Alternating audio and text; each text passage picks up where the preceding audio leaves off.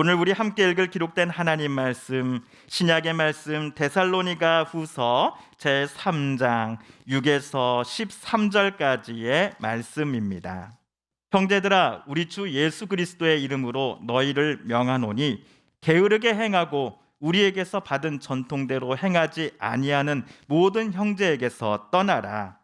어떻게 우리를 본받아야 할지를 너희가 스스로 아나니 우리가 너희 가운데서 무질서하게 행하지 아니하며 누구에게서든지 음식을 값없이 먹지 않고 오직 수고하고 애써 주야로 일함은 너희 아무에게도 폐해를 끼치지 아니하려 함이니 우리에게 권리가 없는 것이 아니요 오직 스스로 너희에게 본을 보여 우리를 본받게 하려 함이니라.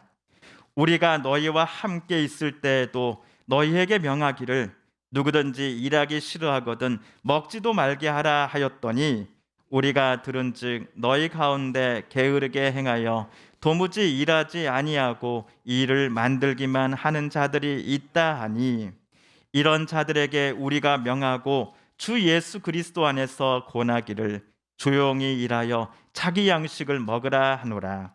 형제들아, 너희는 선을 행하다가 낙심하지 말라. 아멘.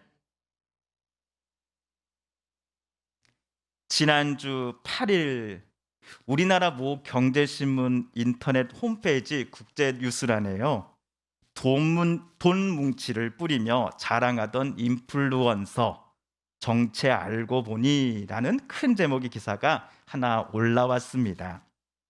이 기사에 따르면 40살의 나이지리아인 A씨에게 미국 연방지방법원은 징역 11년을 선고했다 합니다. 선고 이유는 온라인 해킹, 사기, 그리고 자금 세탁과 같은 불법 때문이었습니다. 그가 2020년 6월에 체포되기 전까지 사회관계망 서비스라고 하지요, 그의 SNS는 호화로운 생활을 즐기는 사진들로 가득 채워져 있었습니다. 예를 들어 돈 뭉치를 흩뿌린다든지, 전용기에서 명품 패션을 입고 뽐낸다든지, 세계에서 가장 비싸다고 유명한 차량들 가운데 서서 포즈를 취하는 사진들을 찍어서는 본인의 SNS에 체포 전까지 계속 올렸던 것이지요. 이 사람의 SNS를 구독하는 사람이 몇 명이었을까요? 기사에 따르면 구독자 수는 수백만 명이었다고 합니다. 수백 명이 아니라 전 세계적으로 수백만 명이었다 합니다. 사진 하나를 찍어서 그의 SNS에 올리지 않습니까? 그러면 전 세계 구독자 수백만 명의 사람들이 실시간으로 그의 사진을 핸드폰으로 아니면 컴퓨터로 보게 된다라는 것이지요. 참고로 우리 교회 설교와 성경 퀴즈 영상을 보실 수 있는 서북교회 TV 구독자 수가 얼마인지 아십니까? 219명입니다. 예, 219명, 그리고 수백만 명.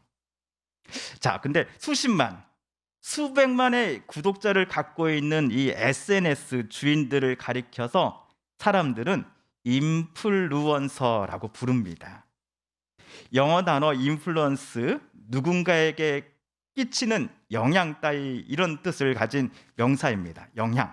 근데 여기 인플루언스라는 단어에 뭐뭐 하는 사람이라는 의미를 나타낼 수 있는 ER이 붙어서 인플루언서라고 하는 신조어가 세상에 나왔습니다.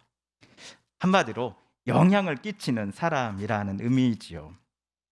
그런데 사회관계망 서비스의 구독자 수가 수백만 명이라는 사실을 다른 각도로 해석을 해보면 그 사람의 사진에 관심을 갖고 긍정적인 태도로 받아들인 사람들이 수백만 명이다라고 이해해봐도 괜찮지 않겠습니까? 이런 점 때문에 온라인 용어 사전은 인플루언서라는 단어를 많은 온라인 팔로워를 보유하며 이를 통해 수익을 창출하는 자라고 설명하고 있습니다.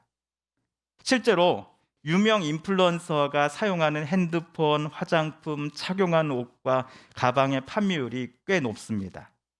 그래서 이들 업체 쪽에서는 영화 배우나 유명 스포츠 스타를 데려다가 광고를 찍는 편보다 이들 SNS에서 유명한 인플루언서를 통해 자기 제품을 홍보하는 경우를 선호하는 경향이 점점 많아져 가고 있습니다. 이에 따라 인플루언서가 되고 싶어하는 사람도, 청소년도 점점 많아지지 않겠습니까? 인플루언서 중에서도 지금보다도 사람들로부터 좋아요, 구독, 조회수를 더 많이 받기 위해 더 획기적인 영상물, 더 자극적인 사진들을 올려놓고자 애쓰지 않겠습니까? 자, 그렇다면 오늘 기사 제목으로 되돌아가 봅니다. 돈 뭉치를 뿌리며 자랑하던 인플루언서 정체 알고 보니 라는 질문과 같은 제목에 기자는 독자에게 어떤 답을 해주었습니까? 전 세계 수백만의 구독자를 거느린 그 인플루언서는 알고 보니 사기와 자금 세탁과 같은 불법으로 얻은 돈으로서 호화 생활을 누리던 사람이었다라는 결론으로 기사는 끝이 납니다. 방금 제가 소개해드린 기사에 나온 그 사람 때문에 인플루언서 모두가 사기를 치고 불법을 저지른 사람이다라고 우리는 단정지어서는 결코 안 될 것입니다. 다만 안타까운 것은 인플루언서는 싫든 좋든 돈과 연결될 수밖에 없다는 것 아니냐라고 하는 오늘날의 세대 풍조가 자연스럽게 이것을 당연한 듯이 생각한다라는 점입니다. 여기서 잠시 우리 시계바늘을 과거로 돌려보겠습니다. 무려 2000년 전으로 타임머신을 타 가보겠습니다. 장소는 지중해 연안의 도시 중 하나인 데살로니가입니다. 그리고 만약 이 당시에도 오늘날처럼 사회관계망 서비스가 있었고 사도 바울도 SNS 계정이나 아니면 사도 바울 TV를 하나 개설했다라고 가정해 보겠습니다. 예상컨대 사도 바울의 SNS나 사도 바울 TV를 구독하는 사람은 몇 명 정도 되었을까요? 아니, 이렇게 질문 드린 것이 여러분께서 대답하시기가 더 편하실 것 같습니다. 사도 바울은 그 당시에 데살로니가 사람들에게 인플루언서였을까요? 아니었을까요? 투표를 한번 해보겠습니다. 1번, 맞다. 2000년 전 지중해에 사는 사람들은 사도 바울을 인플루언서로 간주했을 것입니다 라고 생각하신 분은 손 한번 들어봐 주십시오. 네. 그리고 2번, 무슨 소리냐, 2000년 전 기독교인이 전체 인구의 1%도 안 되었던 시기니 데살로니가 사람들은 바울을 듣도 보지도 못한 잡놈으로 생각했을 것이다. 자, 2번이라고 생각하시는 분 손 한번 들어주십시오. 네, 투표 결과가 거의 팽팽합니다. 네.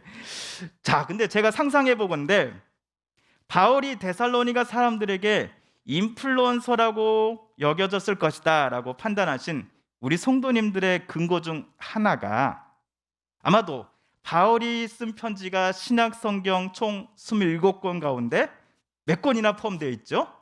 13권 정도 포함되어 있다라는 사실 때문이 아니었을까 싶습니다. 또한 바울은 유대인이지만 해외에서 태어나고 자란 교포 출신입니다. 오늘날의 국제어는 영어인데 2000년 전 바울 당시 국제어는 그리스어입니다. 다소라는 곳에서 자라고 학교를 다니면서 바울은 국제 문화와 국제어에 익숙했을 것입니다. 우리가 학교에서 영어를 오랫동안 배워왔지만 막상 외국인을 만나면 어떻게 됩니까? 이상하게 숨게 되고 이렇게 말이 없어지고 하지 않습니까? 그런데 교포나 외국에서 어학연수를 다녀온 사람들이 몇 마디 영어를 외국인과 나눌 때 우리도 모르게 와, 대단하다라고 입이 딱 벌어지지 않습니까? 2000년 전 유대인이나 지중해 데살로니가 사람들이나 유창하게 몇 개 국어를 구사하는 바울을 바라보면서 우리와 똑같은 심정이었을 겁니다. 게다가 예수님의 예자도 들어본 적 없는 데살로니가에 직접 찾아가 예수님을 그리고 복음을 최초로 전해준 사람이 바로 사도 바울이었습니다. 그러니 데살로니가 전체는 몰라도 데살로니가 교회와 성도들에게만큼은 바울이 인플루언서 중에서도 최고의 인플루언서였을 것입니다. 우리 한국 사회에서는 체면 문화라는 것이 있죠. 많이 개선되었다고는 하지만 여전히 체면을 따지는 경향이 우리의 무의식 중에 남아 있습니다. 그런데 2000년 전 지중해 연안의 데살로니가 사람들에게도 체면은 중요한 것이었다고 합니다. 그들은 체면과 더불어 서열을 따졌습니다. 서열에 따라 알맞는 자리에 앉는 예전 의식이 동반되었습니다. 예수님께서도 잔치상에 가서는 서로 상석에 앉으려는 사람들에 대해 비유 중에 말씀하신 적이 있으셨지요. 만약 데살로니가 사람들, 특별히 교회의 교인들이 바울을 인플루언서 중에 인플루언서로 간주한 게 맞다 한다면 그가 데살로니가에 머무는 동안 최고의 대우를 해주고자 교회와 성도들은 준비를 철저히 했을 것입니다. 숙식을 무료로 제공하는 것은 물론이고 생활비도 부족하지 않게 제공하려고 마음 먹었었지요. 체면 문화가 여러모로 강하기에 자신들이 유명 인사인 바울을 제대로 접대하지 않았다라는 소리를 타 지역 사람들로부터 듣기 싫어서였습니다. 그러나 바울은 데살로니가 교회 교인들이 준비한 바를 정중히 사양합니다. 바울은 데살로니가에 머물 때에 필요한 집 그리고 생활비를 교인들로부터 일체 받지 않았습니다. 그러자 데살로니가 교인들 중 일부가 바울의 이러한 사양하는 모습을 못마땅하게 생각합니다. 왜 우리의 성의를 받지 않지? 우리가 준비한 게 다른 지역에서 사도가 받았던 것과 비교해 볼 때 한참 모자르나? 우리 것이 급이 너무 낮다고 생각해서 아예 하나도 안 받은 것 아니야? 라고 하는 불평의 소리가 나오기 시작한 겁니다. 바울도 데살로니가 교인들의 이러한 서운한 마음을 모르지 않았습니다. 그는 교인들이 제공하려고 하는 편의와 물품과 돈을 거절했던 이유에 대해 오늘 말씀 7절과 8절에서 이렇게 대답합니다. 오늘 말씀 7절, 8절을 우리 세 번역으로 다시 한번 읽어보겠습니다. 시작. 우리를 어떻게 본받아야 하는지는 여러분이 잘 알고 있습니다. 우리는 여러분 가운데서 무절제한 생활을 한 일이 없습니다. 우리는 아무에게서도 양식을 거저 얻어먹은 일이 없고 도리어 여러분 가운데서 어느 누구에게도 짐이 되지 않으려고 수고하고 고생하면서 밤낮으로 일하였습니다. 학자들에 따르면 데살로니가의 교인들 대다수가 소규모 수공업자였다라고 합니다. 고위 관리직이라든지 그런 사람이 아니었다라는 것이지요. 데살로니가 전체 사회 속에서 교회 구성원의 대다수는 하위 계층으로서 대체로 최저 생계 수준을 약간 웃도는 경제적 삶을 살아가는 사람들이었을 것으로 학자들은 추정을 합니다. 그럼에도 바울이 예루살렘 교회에 가난한 이들을 위한 헌금을 모금하러 다닐 때에 데살로니가 성도들과 주변 지역 교회 성도들은 적극적으로 그 어떤 교회보다도 이러한 모금에 참여한 교회들이었습니다. 바울은 데살로니가 교회 구성원들의 경제 형편이 매우 어렵다라는 것을 잘 알고 있었습니다.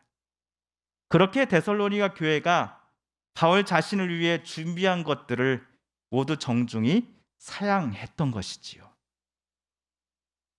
공짜를 싫어하는 사람이 어디 있겠습니까? 하지만 바울은 데살로니가 교인들에게 폐해를 절대로 끼쳐서는 안 된다라고 생각했습니다. 안 그래도 경제적으로 궁핍한데 바울과 그의 선교 동료들 때문에 교인들과 그의 자녀들이 더 못 먹게 된다거나 꼭 필요한 곳에 돈을 쓰지 못하는 일이 없어야 한다라고 바울은 판단했기 때문이었습니다. 데살로니가 교인들이 가져다 주는 것을 사양 않고 모두 받을 경우 바울은 밥 걱정 안 하고 살아도 되겠지만 정작 데살로니가 교인들은 본인 때문에 한 끼를 굶어야 할 가능성이 높았기 때문이었습니다. 그래서 바울은 데살로니가에 머무는 동안 무엇을 했습니까? 일했습니다. 생활비를 직접 벌었습니다. 주야로 일하면서 수고하고 땀 흘려 돈을 벌었습니다. 사도행전은 바울이 다른 지역에서 체류하면서 선교를 할 때에도 천막을 만들며 돈을 번 사람이었다라고 우리에게 알려줍니다.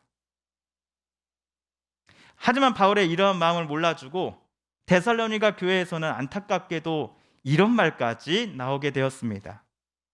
자네는 바울이 왜 우리가 준비한 것을 안 받았는지 잘 모르지? 나는 그 이유가 뭔지 잘 알고 있어. 그건 바울이 가짜 사도이기 때문이야. 만약 진짜 사도라면 그가 예루살렘 교회에서 파송받아 우리 교회를 찾아왔던 다른 사도들처럼 숙식은 물론이고 생활비를 사양치 않고 다 받아갔을 거야. 하지만 바울이 진짜 사도가 아니기 때문에 본인도 양심에 찔려서 우리가 준비한 것을 하나도 안 받은 거라고. 내 말이 맞다니까. 이러한 소문이 돈다는 소식을 듣고서 바울이 오늘 편지 9절에서 이렇게 쓴 것이지요. 9절을 다시 한번 읽어볼까요? 시작. 우리에게 권리가 없는 것이 아니요 오직 스스로 너희에게 본을 보여 우리를 본받게 하려 함이니라. 바울 당시 지중해 지역의 사회 풍토는 체면과 위신을 중요시 여기는 분위기가 강하다라고 앞에서 말씀드렸습니다. 바울은 예루살렘에서 열린 선교사 회의에서 이방인을 위한 사도로 바나바와 함께 공인을 받은 사람입니다. 하지만 이전에 다메섹에서 예수님께 직접 이방인을 위한 사도로 선택받고 보냄받은 사람이 바로 바울이었습니다. 데살로니가 교회 교인들은 그들이 다른 사도들에게 그랬던 것처럼 바울과 그의 동료들에게도 숙식과 생활비 등의 모든 편의를 대접해야 한다라고 당연히 생각했을 것입니다. 하지만 바울은 그전 사도들과 달랐습니다. 방문한 교회 성도들로부터 대접을 받는 것이 사도로서의 당연한 권위다라고 바울은 주장하지 않았습니다. 방문한 교회로부터 얼마나 많은 생활비와 얼마나 넓고 큰 집을 제공받았는지, 또한 얼마나 많은 사람들이 자신을 수행해 주었는지에 따라 사도로서의 위상과 영향력이 증명된다라고 바울은 단 1%도 생각한 적이 없었습니다. 그저 바울은 모든 편의를 사용하고 자신의 생활비를 벌기 위해, 돈을 벌기 위해 일했습니다. 그 돈으로 선교를 감당했습니다. 데살로니가 교인들과 함께 교제할 때 바울은 자기가 직접 번 돈을 썼을 것입니다. 바울은 그래서 9절에서 이렇게 말한 겁니다. 오직 스스로 여러분에게 본을 보여 우리를 본받게 하려 함이었다. 바울이 과거 데살로니가 있을 때 본인이 자비량 선교사로 살았던 경험을 오늘 편지에서 꺼낸 이유가 무엇이었습니까?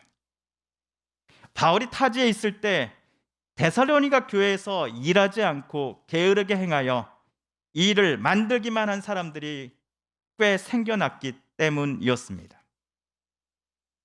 바울과는 달리 소위 인플루언서 사도라고 하는 사람들이 데살로니가 교인들이 제공하는 모든 것들을 너무나 당연하게 받아가는 모습에 교회 성도 중 일부가 영향을 받은 것입니다. 다른 사도들이 데살로니가 교회에 끼친 영향은 그렇다면 좋은 방향이었습니까? 아니면 나쁜 방향이었습니까? 이에 바울은 오늘 12절, 13절과 같은 조언을 교인들에게 전합니다. 함께 읽어볼까요? 시작. 이런 자들에게 우리가 명하고 주 예수 그리스도 안에서 권하기를 조용히 일하여 자기 양식을 먹으라 하노라. 형제들아, 너희는 선을 행하다가 낙심하지 말라. 남들로부터 받기만 하는 사람이 그 사회에서 인플루언서다, 즉 세상에 미치는 영향력과 인지도가 매우 큰 사람이다라는 바울 당시의 사회 분위기는 놀랍게도 2022년에 우리 한국 사회에서도 여전히 유효한 것 같습니다. 특별히 교회 공동체 목회자 사회에서 그렇습니다. 목사들의 사역을 흔히 목양에 빗대어 말하곤 하지 않습니까? 양을 친다, 양을 올바른 길로 인도한다라는 의미에서 목양을 목사의 사역에 빗대어 설명할 때가 많습니다. 근데 목양이라는 단어가 목사도 모든 이들의 유일한 목자이신 예수님 앞에서 한 명의 양에 불과하다는 사실을 종종 잊곤 하는 것 같습니다. 그래서일까요? 성도님들로부터 섬김받기를 당연시 여기는 목회자들이 분명 있습니다. 엊그저께 수도권 쪽에서 사역하는 제 동료 목사를 만났습니다. 그 친구 말이 그렇습니다. 누군가는 1년에 몇 억이 넘어가는 충분한 사례비를 받음에도 추가로 한 해에만 수천만 원에 달하는 본인 자녀의 해외 유학비를 교회로부터 받았다는 것입니다. 그러면서도 자신이 섬기는 교회 성도님들에게 헌금을 강요하며 이렇게 말했을 겁니다. 하나님의 것은 하나님께 드리십시오라고 말이죠. 제가 거쳐온 교회 담임 목사님들은 그래도 섬김을 몸소 보여주신 분들이었습니다. 또한 제 부모님 그리고 장인 장모님께서도 목사와 그의 아내는 늘 성도들 섬겨야 한다라고 가르쳐 주셨습니다. 실제로 20년 가까이 목회자로 살아보니 목사의 권위는 섬김을 성도들로부터 당연하게 무조건 받음으로써 증명되는 것이 결코 아니다라는 것을 저는 매 순간 깨닫곤 합니다. 목회자도 틀릴 수 있다라는 것을 솔직히 인정하고 성도님들을 진심으로 존중하고 섬기며 사랑하고 하나님께 성도들을 위해 기도하는 목사를 성도님들은 따뜻한 품으로 안아주실 것이고 사랑해 주실 것이며 존중해 주실 것이기 때문입니다. 목사이기 때문에 내가 이것은 당연히 교회로부터 받아야 할 것이다 라고 주장하기에 앞서서 교인들의 상황을 돌아보며 성도들과 함께 웃기도 하며 함께 아파했는가를 고민하는 목사가 되어야 할 것입니다. 오늘 바울처럼 말입니다. 마찬가지로 부모가 자녀에게 권위를 내세우기에 앞서서 자녀를 부모가 진심으로 존중할 때에 부모의 권위가 자녀로부터 자연스레 우러러 나올 것입니다. 또한 정치, 경제, 종교의 지도자의 권위도 매한가지가 아닐까 싶습니다. 바울이 데살로니가에 보여줬던 모습이야말로 하나님이 우리에게 원하시는 인플루언서의 모습일 것입니다. 우리는 오늘 장로님의 기도처럼 하나님의 그 사랑을, 은혜를 드러내는 선한 영향력을 가진 인플루언서가 되어야 할 것입니다. 마지막으로 예수님의 말씀을 함께 읽으며 오늘 말씀 묵상을 모두 마치고자 합니다. 시작. 너희 중에는 그렇지 않아야 하나니 너희 중에 누구든지 크고자 하는 자는 너희를 섬기는 자가 되고 너희 중에 누구든지 으뜸이 되고자 하는 자는 너희의 종이 되어야 하리라. 아멘. TV CM, 라디오 CM, 선거 홍보 영상, 기업 홍보 및 기록 영화를 전문으로 기획, 촬영하여 제작하는 산여울 기획은 1등 제품을 2등 가격으로 공급합니다. 산여울 기획.